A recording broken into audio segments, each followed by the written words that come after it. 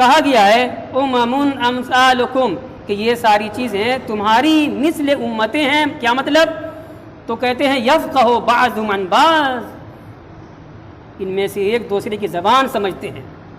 انسان جو بولتا ہے دوسرا انسان سمجھتا ہے کہ نہیں سمجھتا؟ سمجھتا ہے، اگر ہم اس کی لینگویج سے واقف ہیں. یہ اور بات ہے کہ ہماری بولی میں بھی کچھ اردو ہے، فارسی ہے، عربی ہے، انگریزی ہے، سب الگ الگ زبانیں ہیں.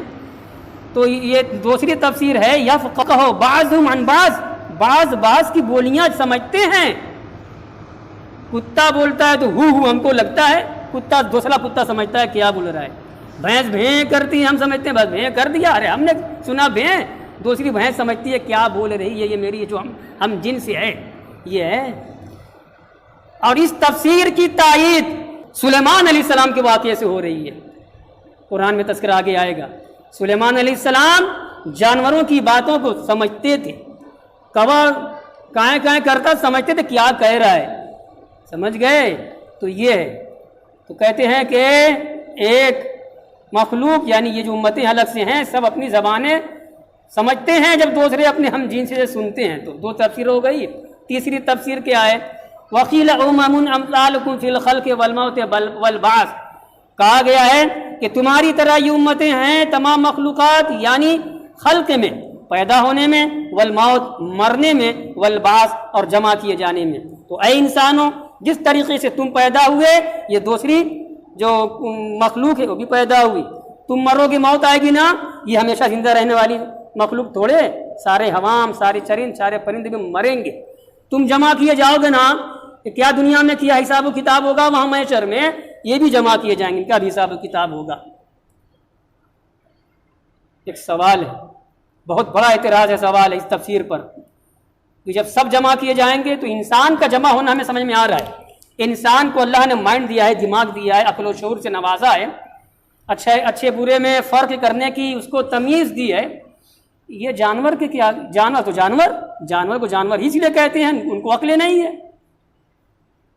وہ کیوں جمع کیے جائیں گے بھائی؟ اعتراض ہو رہا ہے کہ نہیں ہو رہا ہے؟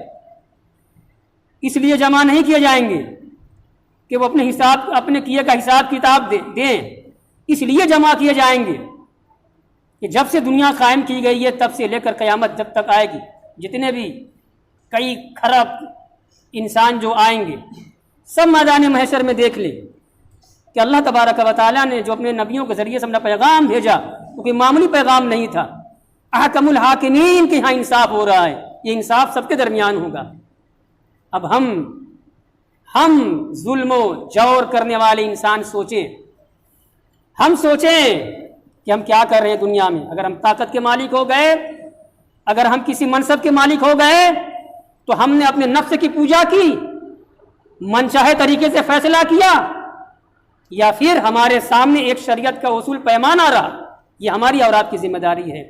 تو اس تفسیر پہ ہونے والے اعتراض کا جواب مفسرین کرام نے یوں دیا ہے کہ دکھلانا مقصد یہ ہوگا جانوروں کو بھی جمع کر کے کہ دیکھو رب کی بارگاہ وہ بارگاہ ہے کہ وہاں تل برابر ذرہ برابر ناانصافی کسی کے ساتھ نہیں ہو سکتی. یہ اب اسی تفسیر کی روشنی میں پورا واقعہ بیان کیا ہے، حدیث بیان کی ہے. وہ حدیث میں نے متعدد مرتبہ آپ کے سامنے بیان کی ہے، شاید آپ کے ذہن میں نہ ہو، وہ حدیث یہ ہے حضرت ابو ہریرہ رضی اللہ تعالیٰ عنہ سے روایت ہے. انہوں نے کہا اللہ کے رسول نے فرمایا یحشر اللہ الخلق کلہم یوم القیامہ البہائم والدواب والطیر.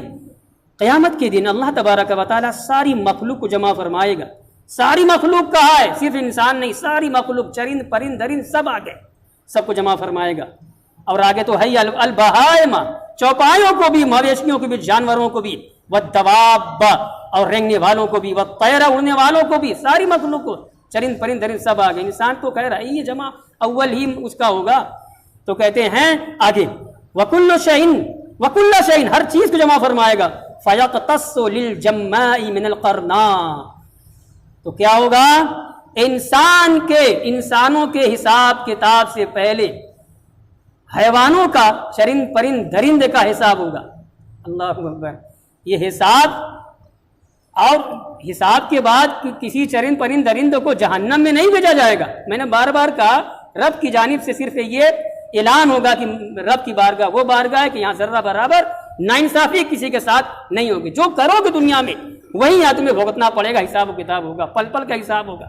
ہم نے کیا بولا, ہم نے کیا کہا, ہم نے کیا کیا, کیا سلوک کیا, کس کی بے ایمانی کی, کس کی عزت سے کھلواڑ کیا, کس کا مال غصب کیا, کس کا حق کھا گئے, کس کی زمین پہ قبضہ کیا, سب کا حساب ہوگا.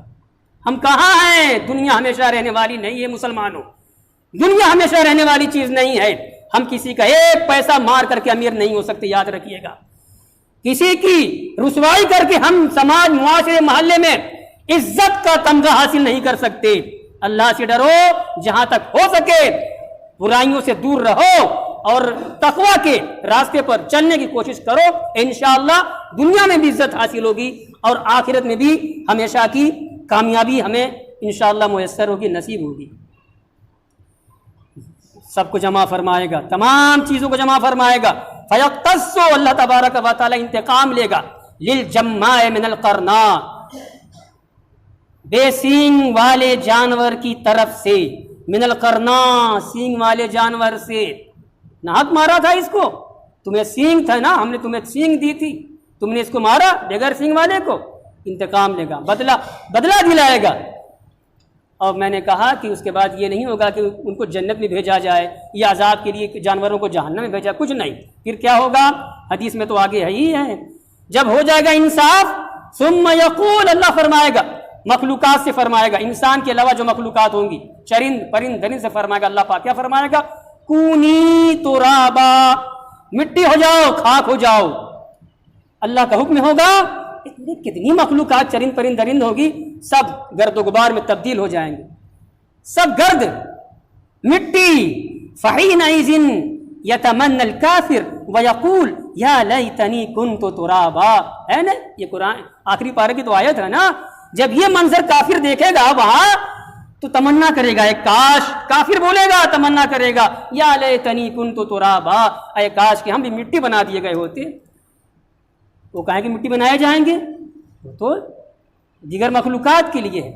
سمجھ گئے؟ وقال عطا, حضرت عطا مفسر رحمت اللہ علیہ نے کہا امم امثالکم, تمہاری طرح, تمہاری مثل امتیں ہونے کا مطلب یہ ہے فی التوحید والمعرفت. کیا بہترین تفسیر کی ہے, فی التوحید والمعرفت, توحید میں معرفت میں. ہے انسانوں, جس طریقے سے تم پہچانتے ہو, تمہیں معرفت حاصل ہے کہ اللہ ایک ہے, ایمان والا کہتا اللہ ایک ہے, اللہ کے علاوہ کوئی معبود نہیں, اللہ کے پیغام برحق ہے, وہی ہمارا رازق ہے, وہی ہمارا مالک ہے, وہی ہمارا سب کچھ ہے, وہی ہمارا پالنہار ہے, وہی سرجنہار ہے, وہی ہمارا پروردگار ہے. تو اسی طریقے سے ہر مخلوق جانتی ہے میرا پیدا کرنے والا ایک اللہ ہے. یہ توحید میں, معرفت میں تمہاری طرح ہے. ابن قتیبہ نے کہا کہ امم امثالکم کا مطلب یہ ہے فی الغذاء وابتغاء الرزق وتوقی المہالک, جس طریقے سے تم اپنی غذا حاصل کرنے کے لیے, رزق حاصل کرنے کے لیے تگ و دو کرتے ہو, مجھ سے انسانوں دوڑتے ہو, دھوپتے ہو اور تجارت کرتے ہو اور مال حاصل کرتے ہو کہ ہمارا بھی پیٹ بھرے, بچوں کا بھی بھرے, مال کماتے ہو نا, اللہ کا رزق طلب کرنے کے لیے دوڑتے دھوپتے ہو. تو یہ جو دوسری مخلوقات ہیں وہ بھی اپنی غذا حاصل کرنے کے لیے خوب محنت کرتی ہیں. فرق یہ ہے کہ ہمارے یہاں تجارت ہے, وہ بے زبان جانوروں کے یہاں, چرند پرندے کے یہاں تجارت کا, وہ تو بس اللہ کی زمین وسیع ہے, کشادہ ہے, اس درخت پہ اس درخت پہ, اس جنگل میں اس جنگل میں رزق حاصل کرتے ہیں اور اس کے ملتا ہے, انہیں رزق ملتا ہے. اتنی باتیں ہیں, 5 تفسیریں کی ہیں. آگے ہے اسی آیت میں کہ ما فرطنا فی الکتاب, اللہ پاک کا یہ فرمانا کہ ہم نے اس کتاب میں کچھ نہیں چھوڑا. تو کس کتاب میں؟ 2 تفسیر ہے اس کی, اس جملے کی, آیت کی, اس جملے کی 2 تفسیر ہے. اس کتاب میں یعنی قرآن میں ہم نے سب بیان کر دیا ہے, حرام حلال بیان کر دیا ہے, انبیاء کرام کے واقعات کو بیان کر دیا ہے, امثال و حکم بیان کر دیے ہیں, ساری چیزیں بیان کر دی ہیں. اب عقل و شعور سے سمجھ کر کے ایمان لانا یہ انسان کا کام ہے. ایمان لائے گا تو بہت اچھا. وَهَدَيْنَاهُ النَّجْدَيْنِ, انسان کو ہم نے دونوں راستے دکھا دیے ہیں. یہ اچھائی کا نیکی کا راستہ ہے, یہ برائی اور گناہ کا راستہ ہے. اب تیرے اختیار میں کیا کرے گا؟ اچھائی کا راستہ اختیار کرے گا تو تیرے لیے ہمیشہ کی کامیابی ہے, جنت ہے, جنت کی نعمتیں ہیں، اور اگر تو نے اچھائی کا راستہ اختیار نہیں کیا، ایمان اختیار نہیں کیا، کفر، شرک، معصیت، ضلالت، گمراہی پر چلتا رہا، تو پھر آخرت میں ہمیشہ کی ناکامی، نامرادی، جھونک دو جہنم میں فرشتوں اس کو جہنم میں۔ یہ ہے دوسری تفسیر ہے فی الکتاب کی۔ فی الکتاب کی دوسری تفسیر ہے کہ الکتاب سے مراد لوح محفوظ ہے۔ اللہ نے لوح محفوظ میں ساری چیزیں رقم کر دی ہیں۔ کیا ہوگا، کیسے کیا ہوگا، ہم انبیاء کو بھیج رہے ہیں، رسولان اعظام کو بھیج رہے ہیں، کون ایمان لائے گا، کون نہیں لائے گا، کون بے ایمان رہے گا، کون مسلم ہوگا، کون کافر رہے گا، سب اللہ کو معلوم ہے۔ یہ تو ایک تفسیر میں کتاب سے مراد قرآن، اور دوسری تفسیر میں کتاب سے مراد لوح محفوظ ہے۔ چلیے اس آیت کی تفسیر پوری ہو گئی۔